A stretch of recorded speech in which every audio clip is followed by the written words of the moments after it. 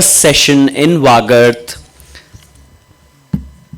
with Prabhat Tiwari and Brajesh Rajput, which is Role of Culture in Making Better Societies. We will start off the session in a minute or two. Thank you.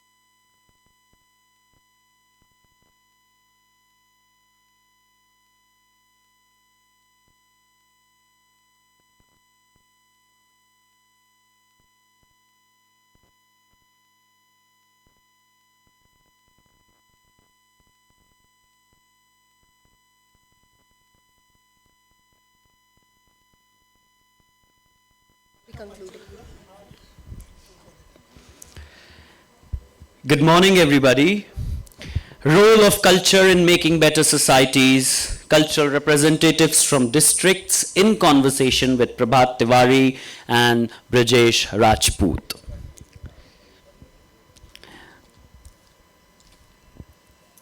We now move into a session that brings culture out of abstraction and places it firmly within everyday life. Our next session, Role of Culture in Making Better Societies, is a conversation about how traditions, local knowledge, language, and collective memory shape together communities not from the margins but from the grassroots. This session brings together cultural representatives from districts, reminding us that culture is not created only in capitals or institutions, but sustained in towns, villages, and lived practices across the regions. Guiding this conversation is Prabhat Tiwari, a distinguished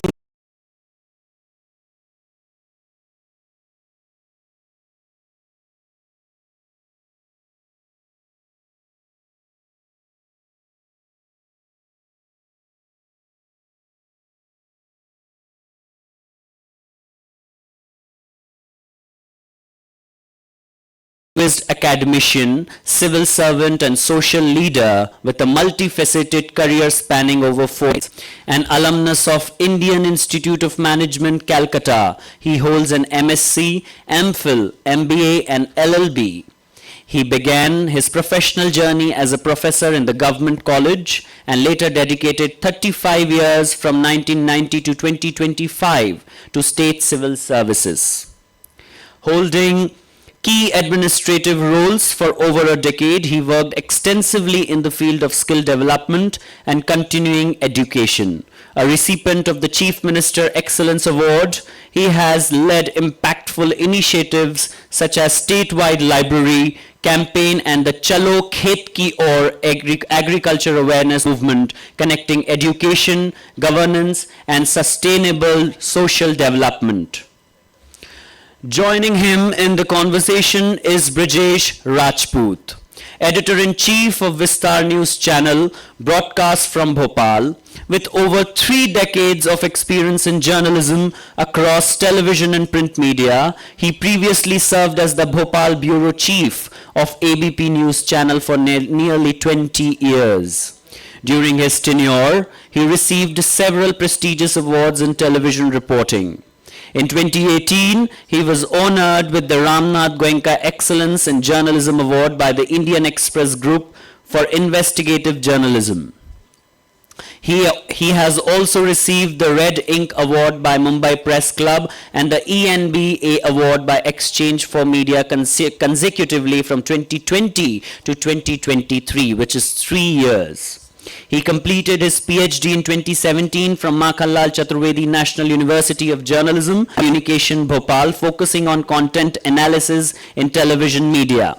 Alongside journalism, he has an accomplished author of 6 books, including Chunav Rajniti or Reporting, Chunav Hai Badlav Ka, Off the Screen, which won the Madhya Pradesh Sahitya Akademi Award, and Off the Camera, a widely appreciated work on television journalism. He has also authored The Everest Girl, chronicling the life of Megha Parmar, the first woman from Madhya Pradesh to scale Mount Everest. The English translation of The Camera carries a foreword by Shashi Tharoor. His latest book, Kaise Jeeti BJP Ne MP, based on 2023 Madhya Pradesh Assembly election, is his 3rd consecutive work on the state's electoral politics. Ladies and gentlemen, let's welcome Prabhat ji and Brijesh ji with a round of applause on the dais.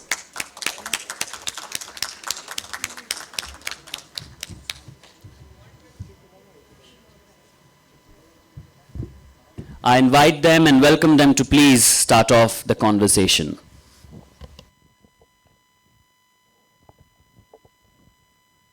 Hello hello on है okay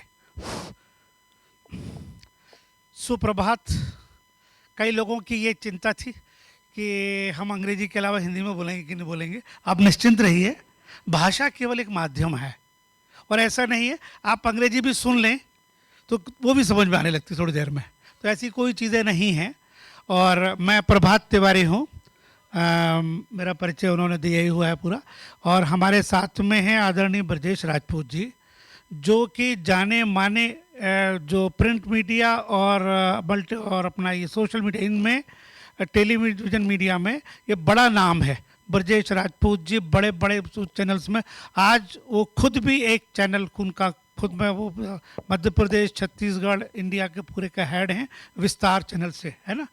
तो वो साथ में हैं, उनका लेखन पर और साथ में रिपोर्टिंग और सोसाइटी पॉलिटिक्स, इन पर बहुत बड़ा अनुभव है।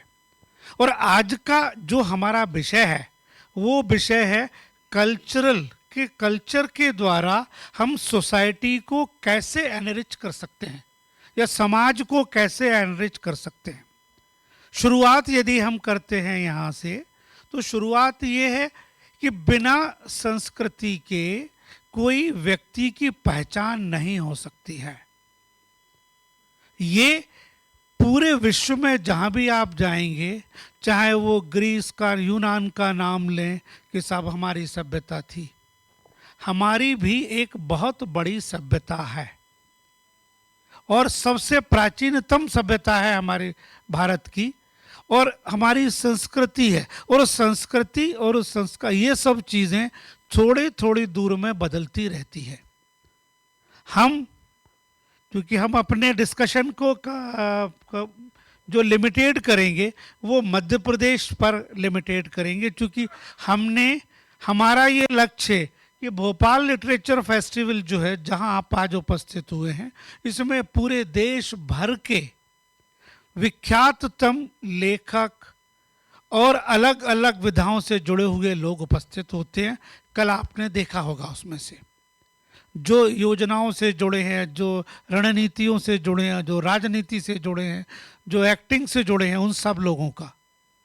और आप भी तो इसमें इस बार ये भोपाल लिटरेचर फेस्टिवल में ये वाली चीज़ हमारे ऑर्गेनाइजर्स ने आदरणीय राघव चंद्रा साहब ने ये सोचा कि क्यों ना हम भोपाल लिटरेचर फेस्टिवल को पूरे प्रदेश में फैला दें, और ये उसकी पहली सीढ़ी थी। तो इस बार हो सकता है आप लोग जो जिलों से आए हैं वो उतने ज़्यादा आपको पता नहीं होगा कि क्यों हम किस तरीके से पार्टिसिपेट कर सकते हैं, क्योंकि आप लेखक तो अभी हैं नहीं उस चीज़ के लिए। तो ये बिंदु बहुत सारे हैं कि जिन पर आप लोगों को जिलों में जाकर काम करना है। हम उस पर आगे बात करेंगे बीच बीच में। अभी हमारा फ्रेमवर्क, कुछ बातों को हम जो विषय का प्रवेश अभी करा रहे हैं, उसके साथ में हम ये चाहेंगे आपके जिले से भी हम 3 मिनट आप लोगों को देंगे।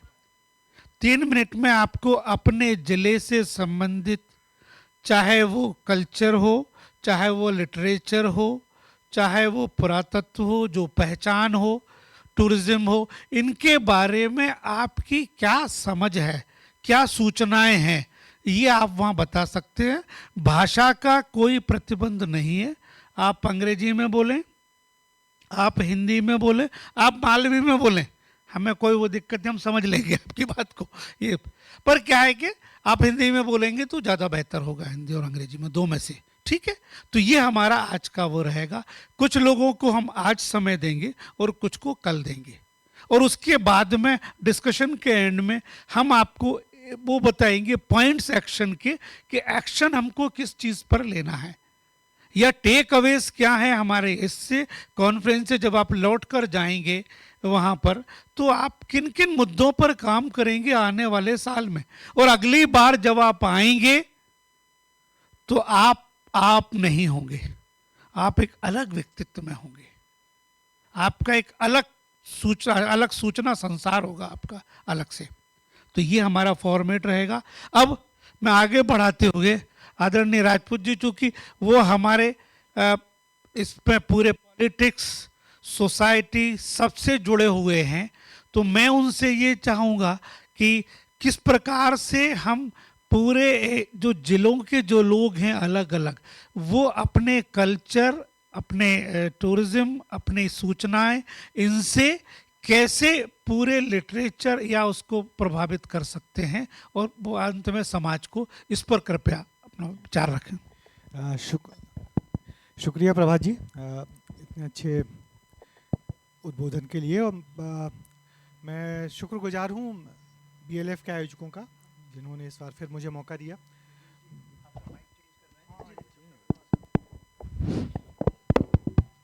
Mic check check. ये ठीक है, ठीक है, हेलो हेलो हेलो, बस ये ठीक है। तो मैं शुक्रगुजार हूँ BLF के आयोजकों का, जो हर बार मुझे यहाँ बुलाते हैं।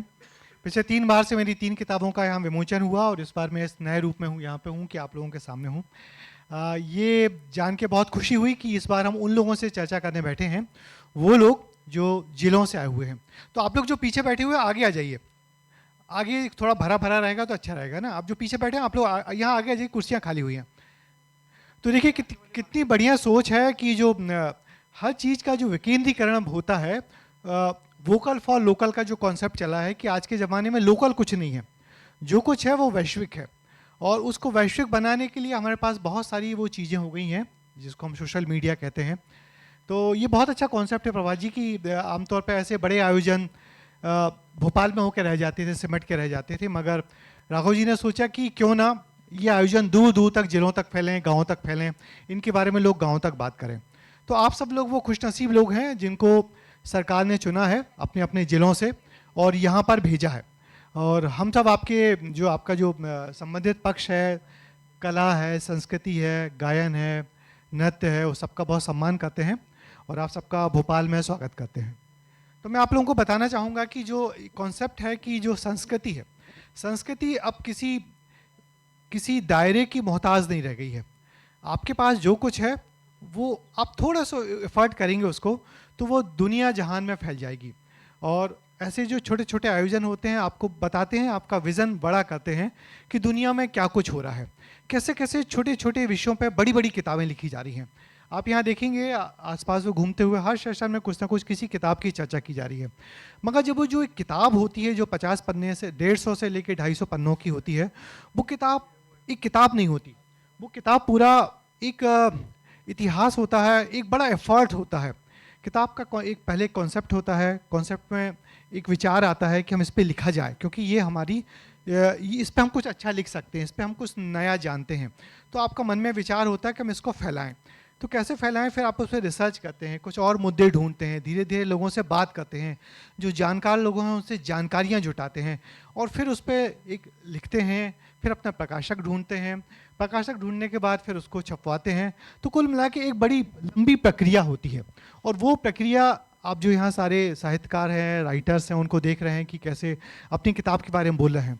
पर मैं आप लोगों से यही गुजारिश करूँगा कि आपके पास जो कुछ भी है, कला है, संस्कृति है, अपने आसपास के लोगों को देखिए और आसपास के लोगों को चिन्हित करिए और पहले तो अपना नहीं तो उनका कुछ ना कुछ डॉक्यूमेंटेशन करिए।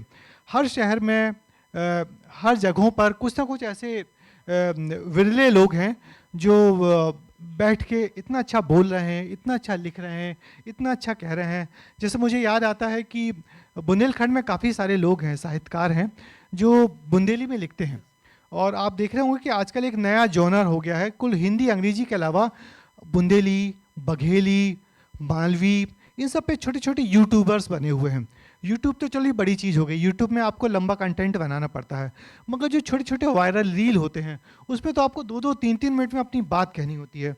तो हम लोग देखते हैं कि बहुत सारे ऐसे लोग हैं जो छोटे छोटे वीडियो बना बना के बड़े पॉपुलर हो गए हैं और वो बहुत कल तक बहुत अनजान थे, मगर अब उनकी बड़ी फ़ैन फॉलोइंग है, उससे वो पैसा भी कमा रहे हैं, नाम भी कमा रहे हैं। और उनका कोई बहुत बड़ा बैकग्राउंड नहीं था, वो बहुत बड़े लिखे लिखाड़ नहीं थे, मगर हाँ उनके पास एक चीज़ थी और उसको उन्होंने सबके सामने लाया, बेचा। मैं राजपूत जी एक आपको मैं आपसे ये भी, जब आपका तो इतना 3 दशकों का अनुभव, 4 दशकों का अनुभव है पूरा, आप पूरे प्रदेश में जाते हैं, किसी ज़िले में आप गए हों कहीं पर और कोई घटना आपको रिपोर्टिंग में कोई याद आती हो जो आपको देती है कि वहाँ उस ज़िले में वहाँ उसकी प्रधानता थी, फलां चीज़ की थी और वो आपको अच्छी लगी और आपने रिपोर्ट की उस चीज़ को, क्योंकि आप तो कई पुरस्कार भी आपको प्राप्त हुए उसके।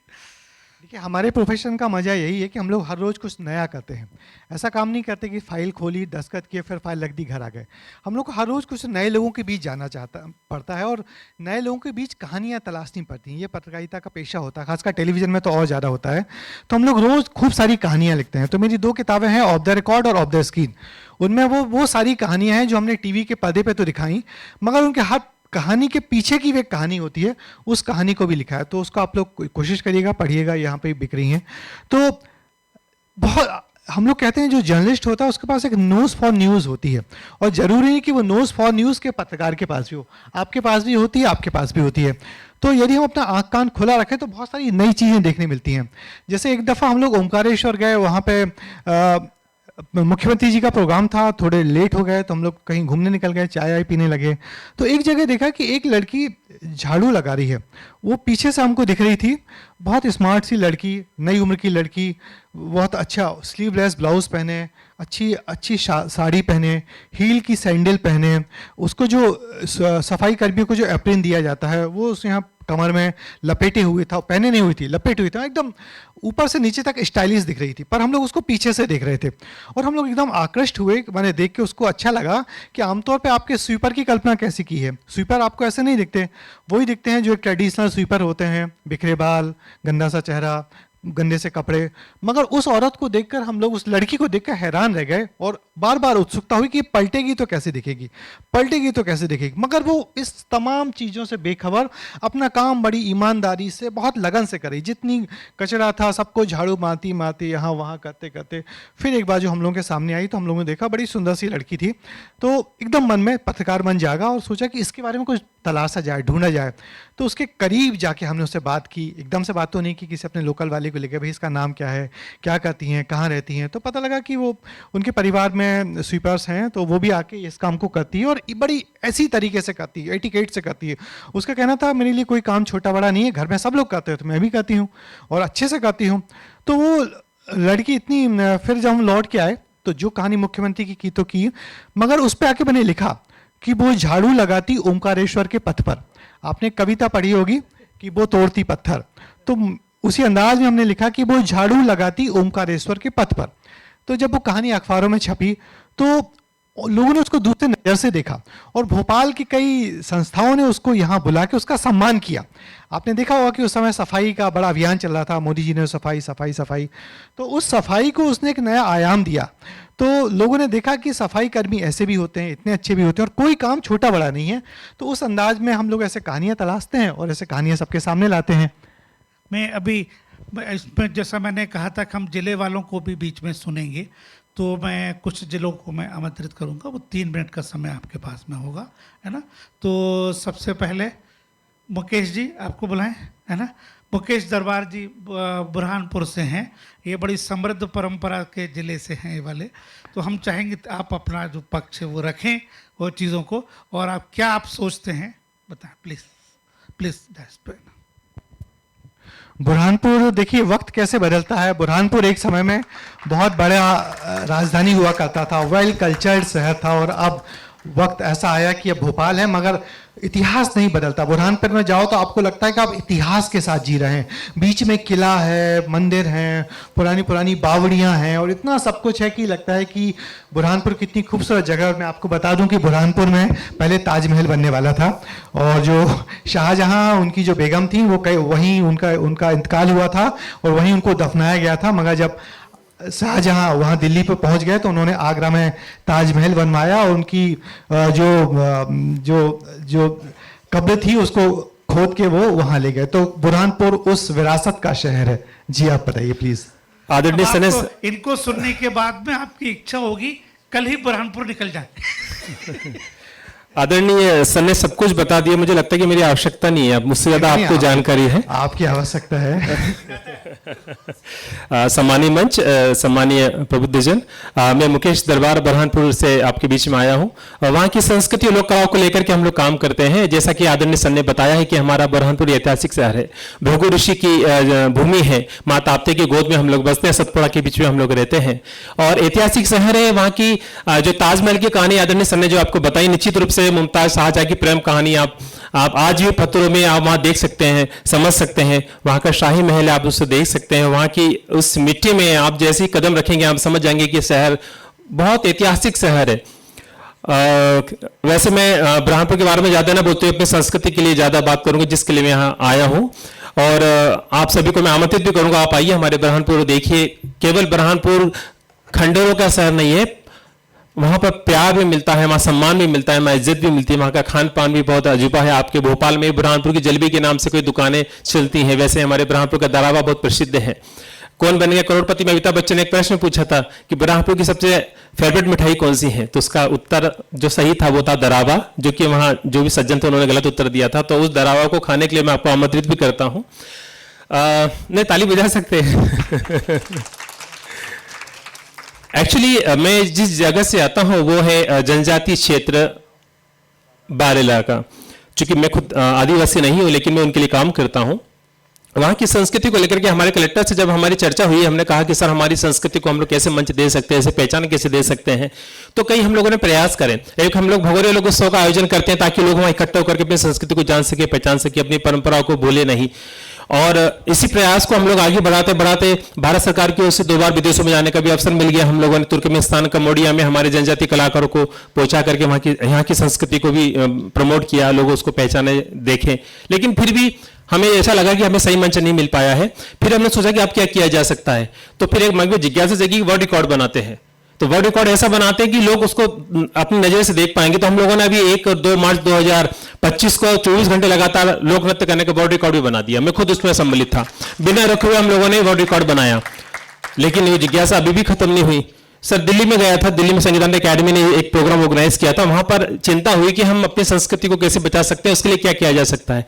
सर वहां पे मैंने प्रश्न उठाया था कि जब तक हम लोग उनकी अर्थ की चिंता नहीं करेंगे, उनकी आर्थिक चिंता नहीं करेंगे, हम संस्कृति को नहीं बचा पाएंगे। पहले तो कलाकारों को बचाना होगा, उसके बाद संस्कृति बचेगी, क्योंकि हम लोग कलाकारों को केवल एक कला का माध्यम मानते, मनोरंजन का साधन मानते हैं और ताली बजा करके बस उनका सम्मान हो जाता है। कलाकार कहते हैं ना सम्मान का भूखा है, तालियों का भूखा है, लेकिन एक चीज और जोड़ना चाहूंगा, ताली सम्मान के साथ साथ वो अर्थ का भी भूखा है, उसको आर्थिक आवश्यकता की भी जरूरत होती है। जब तक हम इसकी चिंता नहीं करेंगे तब तक हम उनके विकास के लिए सोच नहीं सकते हैं। तो मेरा इस सम्मानीय मंच से ये निवेदन रहेगा कि कहीं ना कहीं ऐसी योजना भारत सरकार बनाए या हमारी एमपी गवर्नमेंट बनाए ताकि उनकी आर्थिक की चिंता कर सके। एक योजना बहुत फेमस है, अभी नई नई उनका नाम भी बदला है सर, श्री राम जी कुछ हुआ है, 125 दिन का रोजगार की गारंटी, पहले मनरेगा जो था। तो ये चीज मैंने इस सम्मानीय मंच के सम्मुख में कही थी कि जब हम एक गरीब लोग की चिंता करते हैं, जो दूर दराज में बैठा हुआ एक मजदूर वर्ग की चिंता करते हैं, उसके रोजगार की चिंता करते हैं, तो इन आदिवासी जनजातीय कलाकारों की हम लोग चिंता क्यों नहीं करते हैं? क्यों ना उनको 100 दिन का गारंटेड कार्यक्रम दिया जाए ताकि उनकी आर्थिक स्थिति को हम लोग सुधार सके और उनको एक सही सम्मान दे सके। अर्थ अच्छा होगा, सम्मान अच्छा होगा तो कलाकारी भी अच्छी होगी, कलाकार भी अच्छा होगा। बहुत बढ़िया, बहुत बढ़िया, बहुत बढ़िया। ये बहुत अच्छी बात आई। Sir thank you sir. आदरणीय मुकेश दरबार जी ने जो बात बुरहानपुर के बारे में रखी, तो ये जो उन्होंने एक जो संदर्भ जो उठाया है, एक प्रश्न जो उठाया है कि कलाकार जिए कैसे। इससे पहले आपने शायद ध्यान दिया होगा, आदरणीय ब्रजेश राजपूत जी ने एक बात कही थी। उन्होंने कहा उन्होंने एक उस महिला को देखा और उसको रिपोर्ट किया और वो रातों रात सेलिब्रिटी बन गई। तो ये क्या है ना, आप भी ये कर सकते हैं। ये काम जरूरी नहीं है कि सरकार ही हर काम को करे, देख के उसके लिए समाज भी करता है। हो सकता है आने वाले समय में हमारे फोक आर्ट्स को देखने के लिए लोग वैसे ही टिकट लें जैसे कॉमेडियंस को देखने की टिकट लेते हैं। नहीं, फोक आर्ट में भी आपने जस्ट कॉमेडी की बात की, फोक आर्ट में भी कॉमेडी कर सकती है। बढ़िया बढ़िया चुटकुले, बढ़िया बढ़िया माने जो ह्यूमर वाली चीज़ें होती हैं, बुरहानपुर या आपकी मालवी या गौड़ी भाषा में या झाबुआ की भाषा में, निमाड़ी भाषा में जो चुटकुले होंगे, यदि आप उसको खड़े होकर छोटा वीडियो बनाएंगे तो वो भी आपकी कम्युनिटी के काफ़ी लोग देखेंगे और धीरे धीरे आप कैसे क्या हो जाओगे। जैसे कल ही हम लोग ने अपने एक कहानी चलाई, अपना जो विस्तार न्यूज़ में एक हमारा शो आता है मुद्दे की बात, जो हमारे मित्र ज्ञानेंद्र तिवारी कंपेयर करते हैं, तो उन्होंने अपना प्रोग्राम खोला, क्या आपने क्रिस का गाना सुना है? वो क्रिस का गाना हमने भी नहीं सुना। तो फिर पता लगा कि क्रिस एक सोशल मीडिया पे वायरल होने वाला एक गरीब सा लड़का है जो अलग अंदाज में क्रिस के गाने गाता था कि प्यार ना किया तो किया, दिल दिया तो ना दिया, तो इस टाइप से। तो जब एक दो लोगों ने उसको रिकॉर्ड किया, अलग टाइप से गाता था, तो वायरल होने लगा। तो फिर लोग उसको कुछ पैसे दे दे के अपने उसको वीडियो बनाने लगे। तो फिर पता लगा कि वो एक बीमारी से ग्रसित है बेचारा, छोटा दिखता है मगर उम्र में बड़ा है। तो लोगों को उस बारे में पता लगा, तो उसका फिर इलाज भी लोगों ने करवाया। तो माने कोई चीज़ छोटी बड़ी नहीं, आप नज़र आँख खुली रखिए, अपनी कला संस्कृति में अपन क्या आगे ऐसा दे सकते हैं। अब सबसे अच्छी बात, पहले लोग हम मीडिया के पास भागते थे, अब मीडिया वालों को बुलाओ, मीडिया वालों को बुलाओ, मीडिया आएगा तब बात प्रचार होगा। मगर अब मीडिया वालों को बुलाने की ज़रूरत ही नहीं है, आपके पास अपना मीडिया है, ये खुद का मीडिया है, ये सोशल मीडिया नहीं है, सेल्फ मीडिया है। ये सेल्फ मीडिया है, इसमें बढ़िया अपना यूट्यूब बनाइए, इसमें अपना सोशल मीडिया अकाउंट बनाइए, ट्विटर पे डालिए, फेसबुक पे डालिए, छोटे छोटे रील्स बनाइए, इंस्टा अकाउंट खोलिए और आप अपना आप देखें जाएंगे तो माने कितना कितना कंटेंट लोग जनरेट कर रहे हैं और वो बहुत बड़े क्रिएटर हो गए। कंटेंट क्रिएटर एक नई चीज़ हो गई है जो जर्नलिस्ट से बढ़ के भी हो गई। मैं कहता हूँ हम जर्नलिस्ट तो सच्ची चीज़ें कवर करते हैं, मगर जो कंटेंट क्रिएटर हैं वो लोगों को, क्योंकि हर हाथ में फ़ोन है और हर आदमी अपने वक्त पे न्यूज़, अपने अनुसार न्यूज़ देखना चाहता है, अपने अनुसार समाचार देखना चाहता है। लोग फिल्म देखने नहीं जा रहे हैं, लोग मोबाइल में लगे हुए, क्योंकि सस्ता डाटा मिल गया है, अच्छा फ़ोन मिल गया है, सस्ता फ़ोन मिल गया है, तो लोग उसी में व्यस्त हैं। तो एक मनोरंजन का एक नया साधन आ गया है, मगर कैसे मनोरंजन के साथ आप उसको एक बेहतर एक सीख भी दे सकते हैं, वो आपके ऊपर है। तो बिल्कुल हताश मत होइए। आपके पास यदि कला, कल्चर, चुटकुले, कहानी, किस्सा गोई, जो कुछ भी हो, किस्सा गोई आज के ज़माने में बहुत बड़ी चीज़ हो गई है। लोग बड़े बड़े यहाँ आके किस्से सुनाते हैं, किस्से सुनाने के लोग टिकट लेते हैं, जबकि हम जो गांव के लोग हैं पंचायत की चौपालों में जाके क्या करते हैं, शाम को थके हारे एक दूसरे किस्से ही तो सुनाते हैं। एक किस्सा सुनाने का यदि आपका अंदाज हो, आपकी लैंग्वेज हो, आपकी, और मैं तो इस मामले में कहता हूँ कि मेरे पास ऐसा कोई रीजनल लैंग्वेज नहीं है। यदि आपके पास कोई रीजनल लैंग्वेज है, क्षेत्रीय लैंग्वेज, तो उसमें आप स्टार बन जाओगे देखते देखते रातों रात, क्योंकि आपके पास आपका मीडिया है। इसको फैलान बात तो करना है, बढ़िया व्हाट्सएप ग्रुपों में भेजिए, छोटी छोटी रील बनाइए, इंस्टा पे डालिए, और आप देखेंगे कि धीरे धीरे लोग आपके पास आएंगे, आपसे चीज़ों का प्रमोशन करवाएंगे और पैसा भी कमाएंगे आप। बहुत बढ़िया, जो अर्थ की बात आपने कही बहुत है। अच्छी बात आदरणीय राजपूत जी ने कही है वाली बात कि हम किस तरीके से कंटेंट को डेवलप कर सकते हैं। यहीं एक बात अब उठती है कि आप लोग जो भी जिलों में हैं, कृपया कंटेंट का क्रिएशन करें। कंटेंट किस किस में हो सकता है?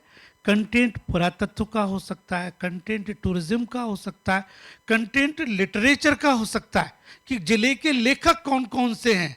अब मैं चाहूँगा अगली बार जैसे आप लोग आए अपनी किताब लेकर आए कि ये बुरहानपुर संदर्भ है, इसमें आप बुरहानपुर के बारे में चाहे वो लेखक हों, गायक हों, लोक कला सर्जक हों, पेंटर हों, कोई भी हो, आपको उसमें सूची मिल जाएगी।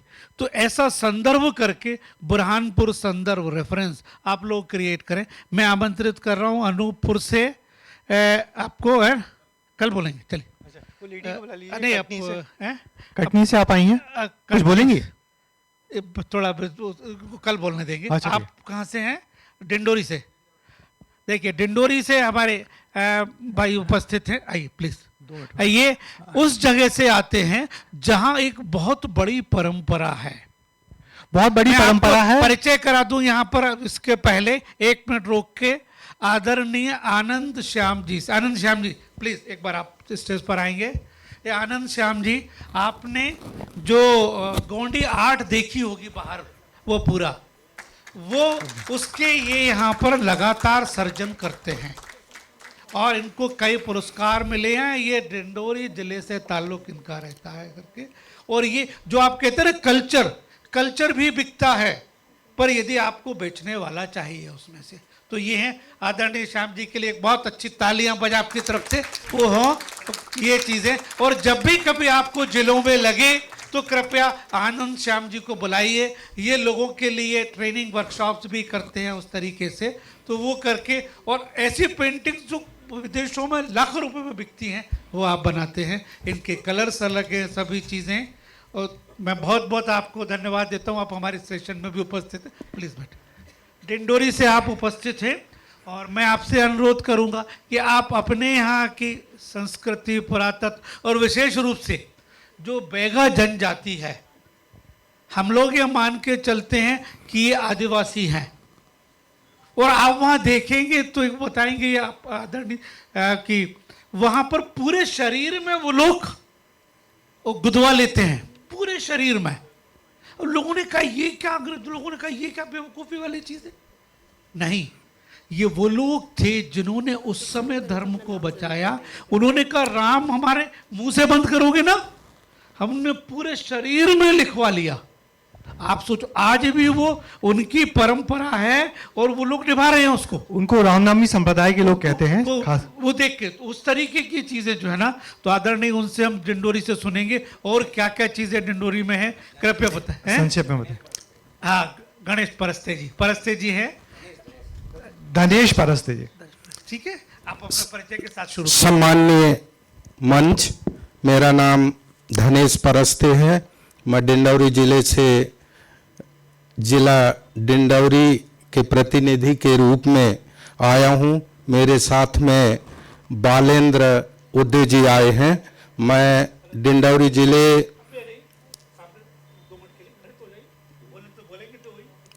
जी बोलिए। मैं डिंडौरी जिले के बारे में थोड़ा विस्तार से कहना चाहता हूं, क्योंकि पिछले 43 साल से मैं डिंडौरी जिले के गांव-गांव में घूमा हूं। वहां पर क्या क्या ऐतिहासिक पुरातात्विक परिसंपत्ति है उसके बारे में जानकारी इकट्ठा किया हूं। तो लीजिए, डिंडौरी जिले की जानकारी मैं एक थोड़े से रूप में प्रस्तुत कर रहा हूं।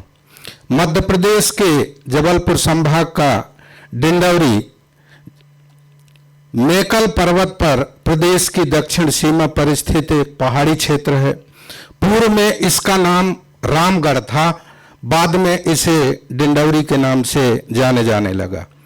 डिंडौरी जिला नर्मदा के कछार तथा सतपुड़ा पर्वत श्रेणियों के आगे उसमें स्थित प्राकृतिक सौंदर्य वन संपदा से संपन्न तथा देश के केंद्र में होते हुए भी यह आर्थिक तौर पर अब भी अन्य जिलों के मुकाबले अत्यंत पिछड़ा हुआ तो है, किंतु जिले के ऐतिहासिक, प्राकृतिक, पुरातात्विक, दर्शनीय स्थलों एवं पारंपरिक लोक संस्कृति एवं लोक कला के क्षेत्र में अत्यंत समृद्ध है, जिसे सहेजने की आवश्यकता है, संरक्षण करने की आवश्यकता है तथा प्रचार प्रसार कर जीवनोपयोगी बनाने की आवश्यकता है। हमारे डिंडौरी जिले में एक तरफ अनेक देवी देव देवालयों, मढ़िया, पूजा स्थल, कला संस्कृति का भंडार है, वहीं दूसरी तरफ प्राचीन, ऐतिहासिक, पुरातात्विक धरोहर विद्यमान है, जिनमें उल्लेखनीय हैं गुफा चित्र हैं, पत्थर की मूर्तियां हैं, पुरावशेष हैं, अभिलेख हैं, कलाकृतियों की जानकारी है, प्राचीन स्मारक हैं, उनके अवशेष विद्यमान हैं, प्राचीन मंदिरों की भरमार है, किला महलों के अवशेष हैं, विरासत उद्यानों, कुआं, बावड़ियां आदि हैं, प्राचीन मार्ग हैं, व्यापार मार्ग विद्यमान हैं, ऐतिहासिक बाजारों की स्थिति आज भी देखने को मिल सकती है। स्थापत्य वाली शैलियों के इमारत, ऐतिहासिक लोक कथाओं, पौराणिक सांस्कृतिक महत्व के स्थल देखने को मिल सकते हैं, मिल रहे हैं। संग्रहालय में जो करोड़ों वर्ष पूर्व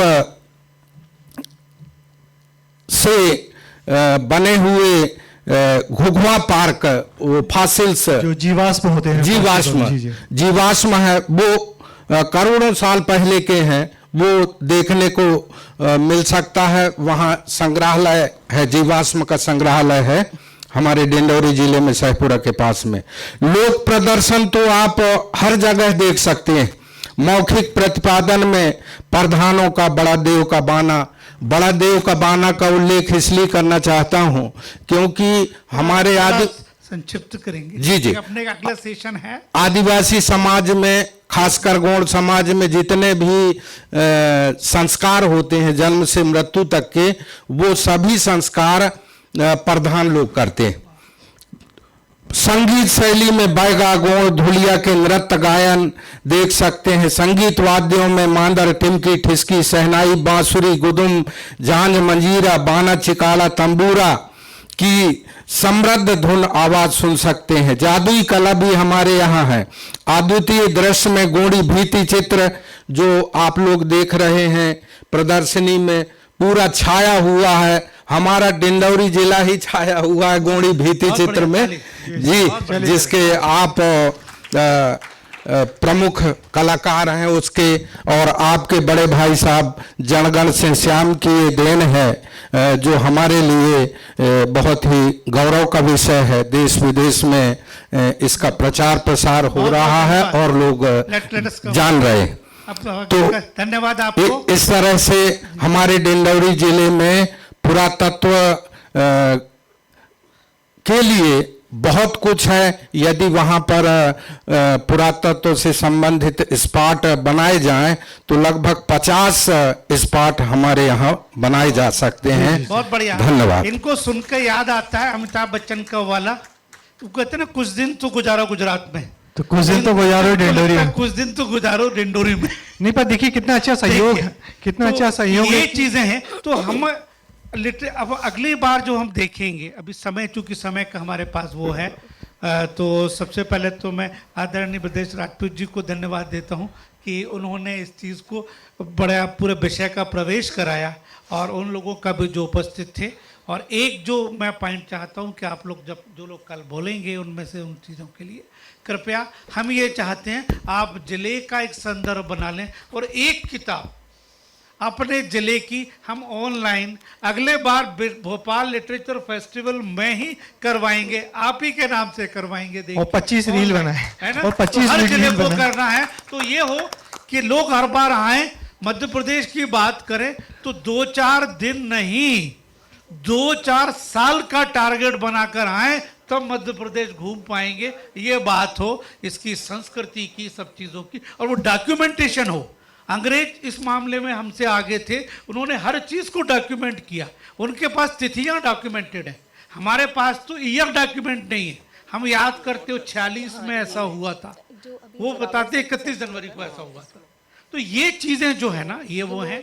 तो मैं फिर से भोपाल लिटरेचर फेस्टिवल के माध्यम से आप सभी को धन्यवाद देता हूँ, ब्रजेश राजपूत जी को भी और कमेटी को भी। नहीं, देखिए सबसे अच्छी ये बात थी कि भोपाल लिटरेचर फेस्टिवल के इस बड़े मंच पर डिंडोरी के, अनूपपुर के, बुरहानपुर के लोग अपना यदि विचार शेयर कर रहे हैं तो बहुत बड़ी बात है। इसके लिए राघव जी और पूरे आयोजकों को बहुत बहुत धन्यवाद, बहुत शुक्रिया। एकदम अभिनव प्रयोग है ये।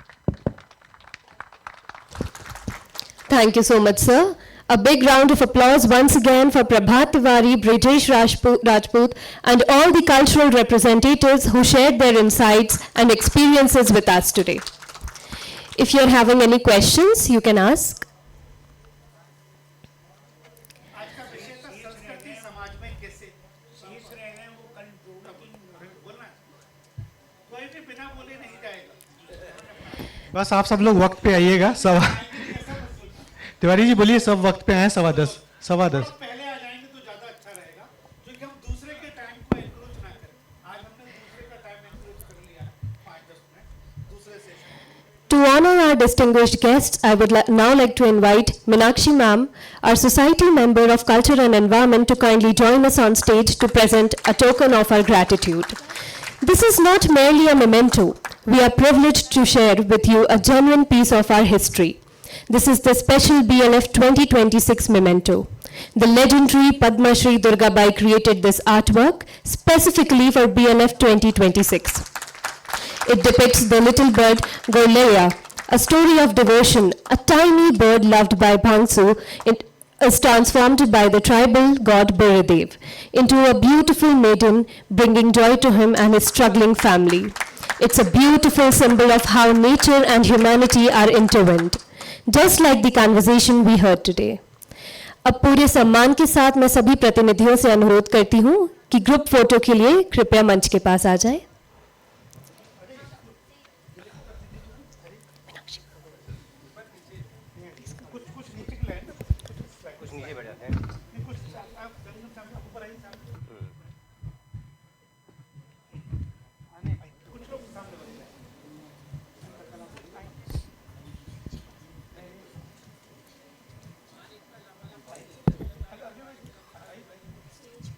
सभी कवर हो रहे हैं।